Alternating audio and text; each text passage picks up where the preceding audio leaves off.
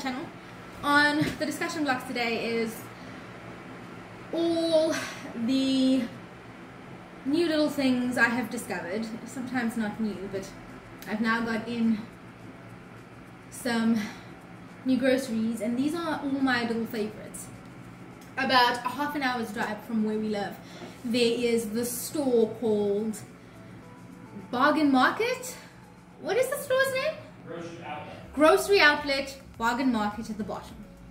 And I feel like it's a store where anyone that has like excess products sends their stuff to. And they sell it cheaply. But you get all these cool alternative products there. And every time we make a drive out to the big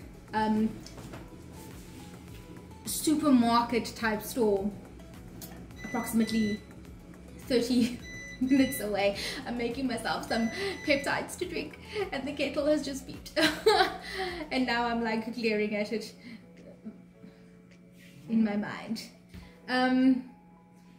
So we go to the store and we always find something new and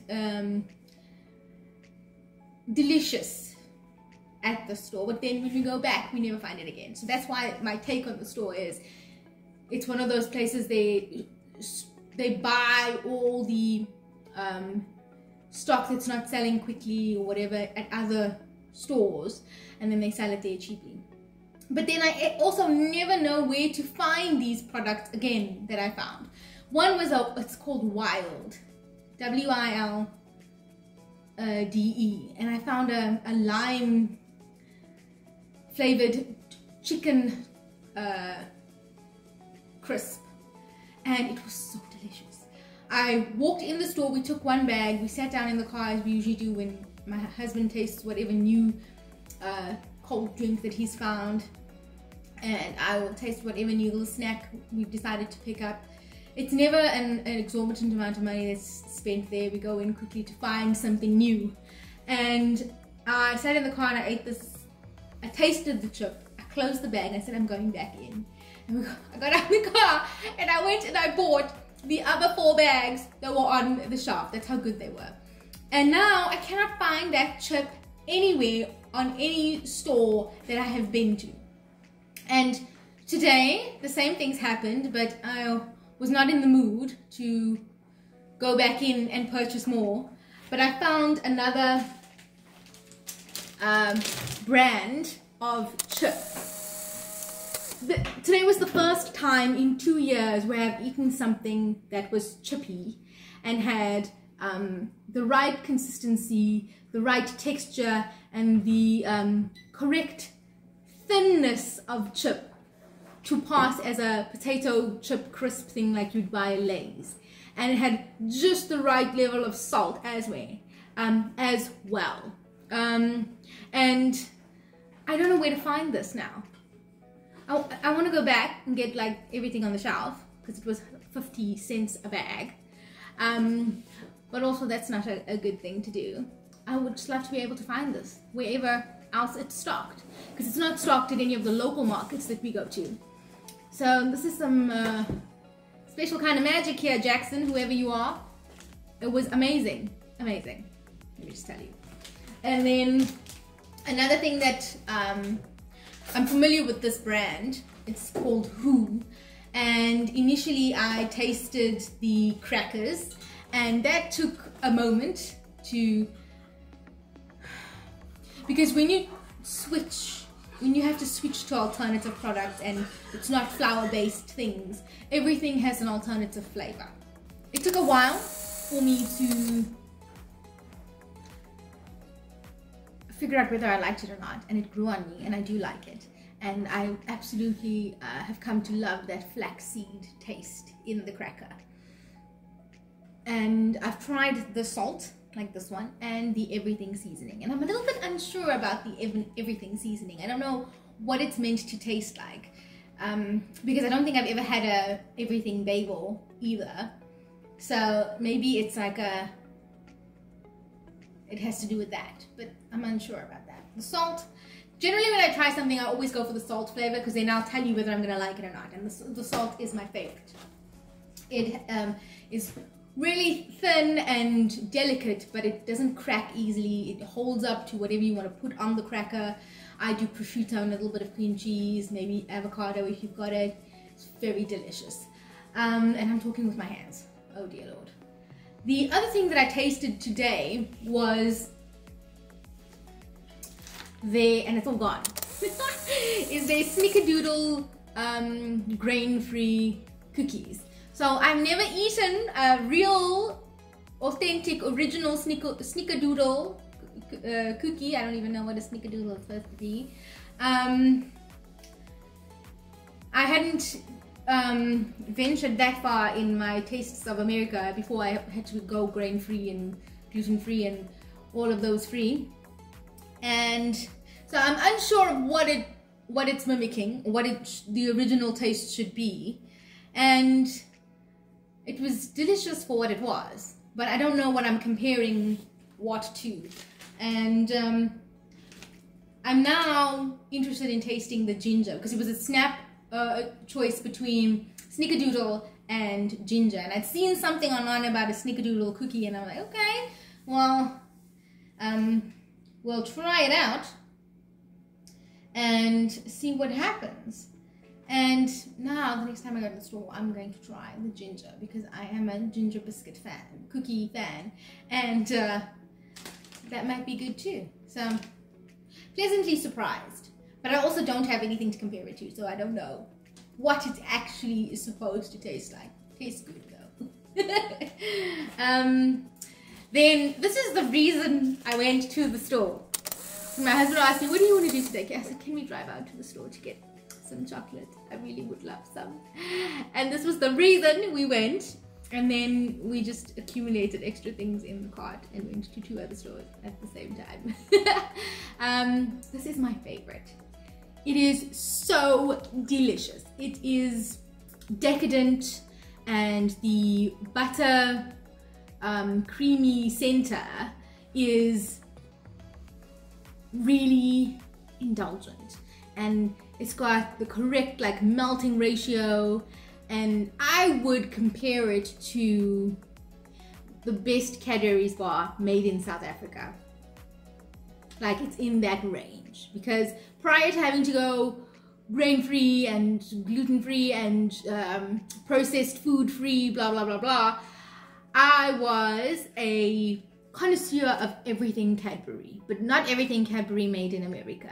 Everything Cadbury made in South Africa or the UK, because their flavor profile or their recipe is on point. There's something wrong with the recipe on the side. It doesn't taste the same. Now this I would put in line with that. It is so good that it feels like I need to get dressed up to enjoy it. Like, I'd go to a really nice dessert bar and one little block would be served to me with like an espresso, and I would sit there all fancy and drink my coffee and eat my little bar of chocolate. It is so good, so good. Absolutely love it. I'm excited to eat it. Maybe I should show you. It's all recyclable paper and that kind of thing. Very ingeniously packed. When I first started eating it, the bars that I bought was packed in a clear plastic. Now it's in a compostable, eco-friendly paper with, I'm assuming it's paper, but it's also got like a foil lining on the inside of some kind. And it's probably not foil, but it's specialized for this chocolate. Oh. I can't wait. My mouth is watering, and it's got the little WHO stamp, and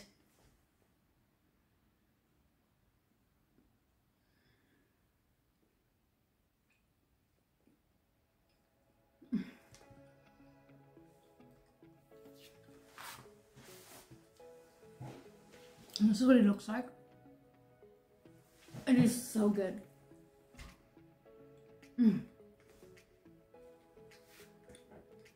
Out of all the healthy things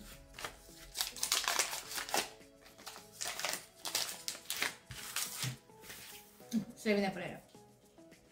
I actually came back with a stash, so there's two more that I'm gonna put away.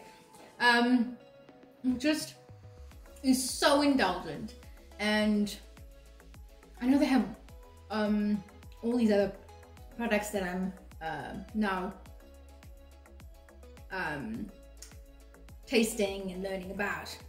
But if they only ever made one product, that bar of chocolate would be it. It is so good.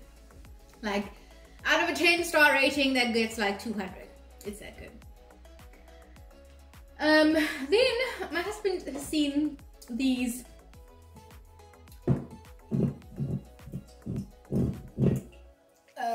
cans. I don't know where he saw them advertised, but he saw them on the internet or on Facebook or somewhere, and then he noticed them in the store, and it looks like a salsa can of some kind, but it is legitimately just water in a can, and there's a whole story behind it. And so this was his purchase today. They have mountain water and sparkling water, and I don't know, it tastes like water, but I think he fell in love with the packaging and just the whole concept behind this water. Really and he doesn't fall for like weird gimmicks, and so he loved the fact that this was like recyclable and it came in a can, because everything comes in cartons and plastics and that kind of thing. And there's even a little story that goes with the can, and then he took the time to read. This infinitely recyclable can of stone cold sparkling water came straight from the Alps to murder your thirst. When a group of teenagers set off into the mountains for a weekend of drinking regular water in plastic bottles, they became hunted by an aluminium can of mountain water. Hunted? Yes, it is hunted. Hunted by an aluminium. Is it aluminum? Aluminum. How do you say that? In America, it's aluminum. Aluminum can of mountain water that was dead set on murdering their thirst and recycling their souls. Once cracked open, no thirst is safe from liquid death. After ritually dismembering its thirst victims, this brutal can of water used the 7 body parts of dead thirsts to build itself a flesh suit, oh dear, which is used as a disguise to get a job in marketing. But liquid death never took the job. It's just murdered a bunch more thirsts instead.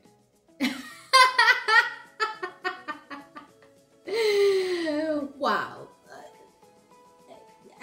Wow. So this is that is so cool. Totally cool. When you read it from yourself, it's like, okay, now do we want to be haunted by water? It's very clever, actually. Very clever. So that's my husband's takeaway from our little quick drive to the store, 30 minutes away. What is the next? Oh, I found this soy sauce that is gluten-free, and it doesn't have, and there's an organic one, and it doesn't seem to affect my body in any way when I do indulge in a little bit of sushi. And so it is pricier than a standard bottle of soy sauce that you would find on the shelves, but if I'm going to indulge, I'm going to have really good soy sauce, and this is really good. And plus, the bottle, it doesn't help that the bottle looks so fancy, like legit. So this is my second bottle of this. Another brand that I absolutely love, and they don't stock all their products at every store, which is really frustrating for me. Totally frustrating. Is the Siete, and I'm probably saying it wrong. Siete? How would we say that? Siete. I came across them because they're grain-free, and they are more on the more expensive side. But when you're wanting a level of comfort, like cookies and that kind of thing, I'm willing to pay the extra $1, maybe $2, to have something that's made with good quality ingredients, and that's good for me. And I've tasted all their cookies. They have the wedding cookie, and there's a chocolate one, and there's another name for the chocolate one, but I cannot remember. And I like the wedding, I like all of them, but my favorites, second would be the wedding cookie, and my all-time favorite is this Mexican shortbread. Now, I'm a sucker for shortbread in South African biscuits. And so when I found this one, I was like, I need to try it. And it was as good as it looks in the packaging. I absolutely love it. So much so that I bought another one. We're keeping it in stock because to drive out there is a long drive. And so when we go and we get a couple of whatever else it is that we're looking for. Another thing that, and I've tasted now all of their tortilla chips, except the cinnamon and sugar one. I'm a little bit unsure about that, how I feel about that one. I haven't tasted that, but their standard tortilla chips, I've tasted all of them. And this family style, or what is it called? Familia style one is my favorite. I make nachos with it. I have made nachos with the other triangle shaped one, but this one here is my most favorite. And I love it in nachos. I love it when I just make a spicy mince breakfast bowl.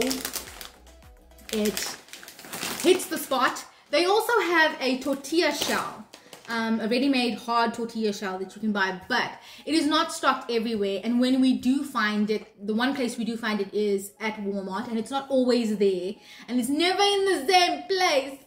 So when we find it, we do buy it, and we haven't found it in a long while. And I love to put those tortilla shells in a, I do like a salad bowl where it's salad and then some spicy mince, and I do goat's cheese. Is it a taco salad? Yes. A taco salad is what my husband calls it. And then we break up one of those taco shells in that, and it is so nothing compares. We haven't found them. I'm so sad that all their products are not stocked at one store, that you can just walk through and like find the tortilla shells or the tortilla wrap style ones. No, taco shells, and tortillas are the flatbread style. Yeah? Yeah. Yeah. I've got to remember which is which. And they are my favorite. Everything's my favorite. All the things that you've seen here today are my favorite things. And life would be devastating without them.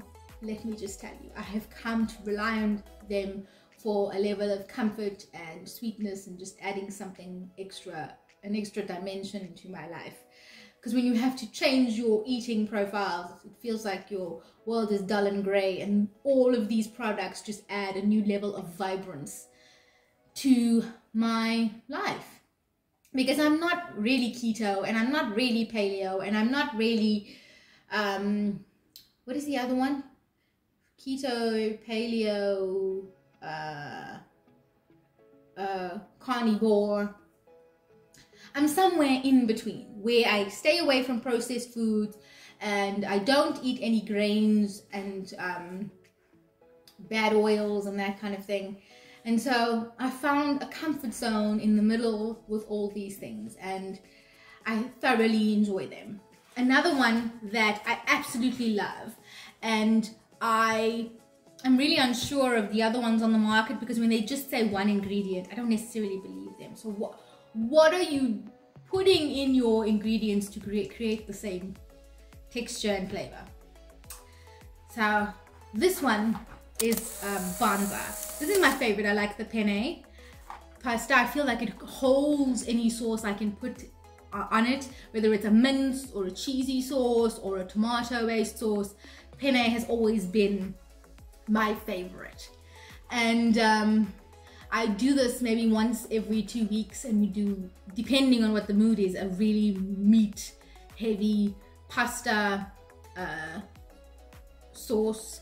Sometimes it can be a cheesy sauce with bacon. It all depends on the mood. And I absolutely love having this because it allows me to create a normal meal with something alternative. And today when I was looking, I did see other alternatives that say they are chickpea based pastas.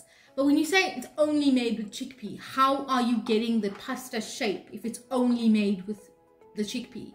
Is there not water in there or any kind of additive? So I know this, I've eaten it before, it doesn't affect my health, so I just keep buying this one, which I love. Like, picture, hearts, me, and this box, my favorite thing. And I like it so much, we've done our stock up for a while because we won't be driving out again. The price of petrol, no, the price of gas, not petrol, gas, is starting to pinch the pocket a lot. And so we don't plan to do long drives unless it's really, really needed. The next thing, what is the next thing? Oh, this is a story unto its own, Uqora. I have struggled for 2 years now to find something along the lines of Uqora. It is something that helps bladder management, and they have 3 levels of treatment, and I choose this one. This one works perfectly for me. But I'm going to talk about it, and in talking about it, I suppose this was like an adjustment thing, because every country has their own level of medicine available and blah, blah, blah, blah, blah. And everything's different when you move to a new country. It is, and you've got to find new things. You don't get the brands that you were used to in your own country isn't necessarily the brands available in your new country of existence. And now I've done this twice, in Korea as well as now in the US. Every country has their own brand, and there are some similar ones, but depending on the country's rules and FDA regulations, there are different implications and side effects to the brands and that kind of thing. But anyway, in South Africa we have something called citrus soda, and for and for the longest time, I was trying to find something like citrus soda. And every time I went to the doctor, no matter whether it was a resident nurse or a doctor that saw me, they would give me a funny look like, we don't have that. Just go and take this brand of pain relief medicine that you find over the counter and you'll be fine. Or they were just consistently giving me antibiotics. And I knew I didn't need to take an antibiotic. I should be able to take a urinary alkalizer that just flushes my systems when it's the beginning of any level of discomfort. And only when it progresses to a certain point do you know then it's time to go to the doctor because you need an antibiotic. But there was nothing available, and my mom tried to ship me some citrus soda, and she couldn't, because there's all these rules about what you're allowed to ship. And when I go to South Africa for a visit, I'm going to come back with a gigantic box of these sachets of citrus soda, just to keep and have, because it's a convenience in managing your own personal health, that you don't have to go to the doctor every time. It's difficult also when you keep going back because you have these symptoms of a bladder infection, and then they look at you like, oh, it's you again. And there was also a level of I don't know, irritation for me. And so the story goes, from what I vaguely remember, I was cooking, something I love to do, and Pandora was playing in the background, and an ad came up, and I made a mental note, and then I had to go in again And I was like, no, I cannot be taking these antibiotics. At some point, I'm going to become immune to them. And then what happens when I actually need them for some like hectic infection? And then we did a little bit of research and I was like, no, we're going to try it. And I tried it and it worked. And every time I run out, I start to panic. I like try to put an order in when I get to the last sachet. And you can use it. Some people use it twice in 1 week, once a week, all depending on when you need it in your body. And it has made the biggest difference. It's a little orange sachet and you pour it into 8 to 12 ounces of water.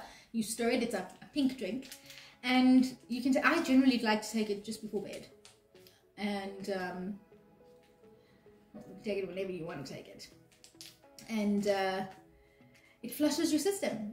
And whenever I felt a level of discomfort or the beginnings of something that might be a bladder infection, I take my Uqora, and I've not had to go to the doctor for a bladder infection since. Look, if something happens to develop, I will go to the doctor and take an antibiotic for whatever is needed. But for that problem that I was struggling with for a year, then I couldn't get a simple product that was super cheap over the counter in South Africa. This has solved that problem. So, Uqora for the win. And if you're having any kind of those problems and you're looking for something, this is the thing. I'm sad that it's just not available everywhere for people, like easy access, because people shouldn't struggle the way I struggled to find something, because everything over the counter and cranberry juice did sweet nothing. Nothing. I drank cranberry juice by the gallon. It did nothing. Nothing. So this is where it's at, people. This is where it's at. What is, oh, these are my favorites. I learned about this product prior to moving to the US. I wanted to take it, but in South Africa it was sold by an agent and the price with exchange and everything was super exorbitant. But when I moved across here, it was a little bit more affordable. And at first it was just kind of vanity. You know, you see it on the internet and all these celebrities are taking it and there's a level of vanity involved. And so I started taking collagen peptides. And I should say that after I turned 30, I started having aches and pains everywhere. Like my knee would hurt and my elbow would hurt and just weird bone pains. And at the time I didn't notice, but when I started taking this religiously, all those little weird aches and pains went away. I don't know if it's like a placebo effect or whatever, but it went away and I didn't notice. And then I stopped taking it for a while. I don't even know why. I might have gotten my Hashimoto's diagnosis and then I was cleaning out my diet and I didn't take it for a while. And then the aches and pains in my knees came back. It was so odd. And then I started taking it again. And now it's not even about the vanity of it. It's the fact that it makes a marked change in my everyday living. And I absolutely love it. And I'm trying to get my husband to take it in his coffee because he's got a shoulder injury and I'm wanting to help him heal. But that's when he remembers. But the one thing that he does take is this stuff. I put it into my diet because I was struggling with sleep and it worked. But then I also didn't read the instructions and I first tried to drink it with milk and it was awful. And then I tried to drink it with water and it was even more awful. And then we settled on almond milk and it's delicious and I absolutely love it. And I take it when I need it. It's really much like a before bed treat. That's what it's become, because for me it's delicious. And my husband couldn't sleep for a while and I was like, no, why don't you take it? I won't take it, you take it, because you need to sleep. And he doesn't necessarily believe all my magic powders that I take work, but he took this and it works, and he takes it. Now he buys this for himself and I buy this one for me. So I know that there are, ooh, I have another eye itch. Why is my eye itching? I know everybody has a 2 cents to say about everything, and not everything works for everyone's body, but these are the things that work for me and my new favorite things and everything in between. I enjoy the discovery of new things and tasting new things and learning new things and implementing new things that is going to help my body function with its Hashimoto's in the best way possible. And so this is my latest shopping haul, essentially, with all things grain-free and gluten-free and everything free and packed with deliciousness. So I'll see you in the next one.